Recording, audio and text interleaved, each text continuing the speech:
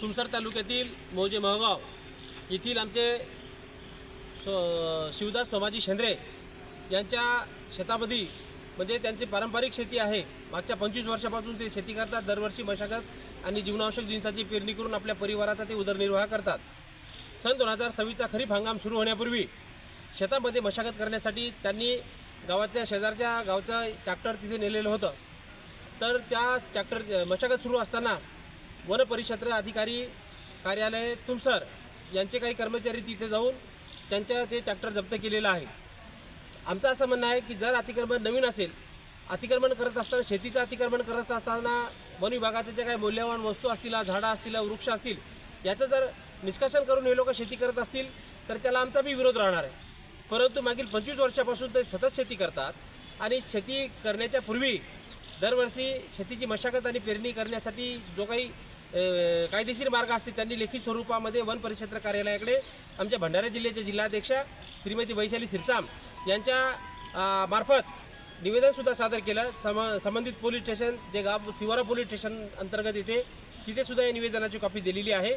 सन 2026च्या खरीप हंगामामध्ये पेरणी आणि मशागत करण्यासाठी अजिबात अडथळा आणि त्रास करू नये अशा पद्धतीची आम्ही लेखी स्वरूपात विनंती केलेली असताना वन परिक्षेत्र अधिकारी कार्यालय तुमसर यांनी शेतकऱ्याचं ट्रॅक्टर जप्त करणं, आज जर पावसाळ्याच्या दिवसामध्ये शेतीची मशागत करत असताना जर शेतकऱ्याचं ट्रॅक्टर जर जप्त केलं तर शेतकऱ्यावर आणि मशागत करणाऱ्या शेतकऱ्यावर निश्चित स्वरूपात उपासमारीची वेळ येण्याची शक्यता अजिबात नाकारता येणार नाही। म्हणून संघटनेच्या मार्गदर्शक तत्वानुसार उद्या आम्ही मुख्य वन संरक्षक, महाराष्ट्राचे महसूल मंत्री चंद्रशेखर बावनकुळे साहेब, त्याच्यानंतर RFO DFO यांच्याकडे लेखी स्वरूपात आमच्या भंडारा जिल्ह्याच्या जिल्हाध्यक्षा वैशाली सिरसाम, तालुका अध्यक्ष काशीरामजी ठाकरे, त्याच्यानंतर तालुका सचिव राजेश बावणे आणि ज्यांच्यावर अन्याय झाला शिवदास शेंद्रे शिवदास सोमाज शेंद्रे यांना घेऊन आम्ही रितसरतीचा पाठपुरावा करणार आहे।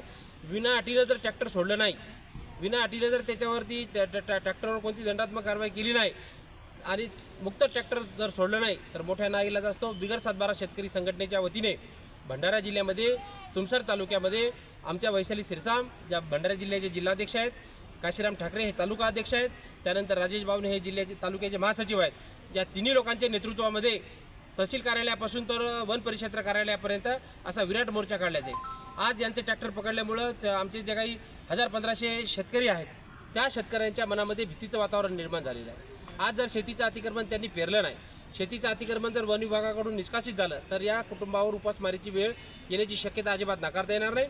जर त्यांच्या जमिनी निष्कासित झाल्या तर ते आमचे हे बिगर सातबारा शेतकरी जगतील कसे, त्यांचं कुटुंब कसं जगल, त्यांच्या लेकराचा शिक्षणाचा प्रश्न कसा सुटल।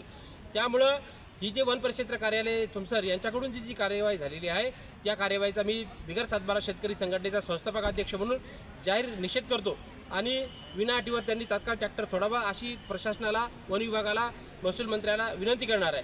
3 दिवसात जर ट्रॅक्टर सोडलं नाही तर मोठ्या नाईलाज असतो। संघटनेच्या मार्गदर्शक तत्वानुसार आम्ही 5000 लोकांचा मोर्चा वन परिक्षेत्र कार्यालयावर काढू।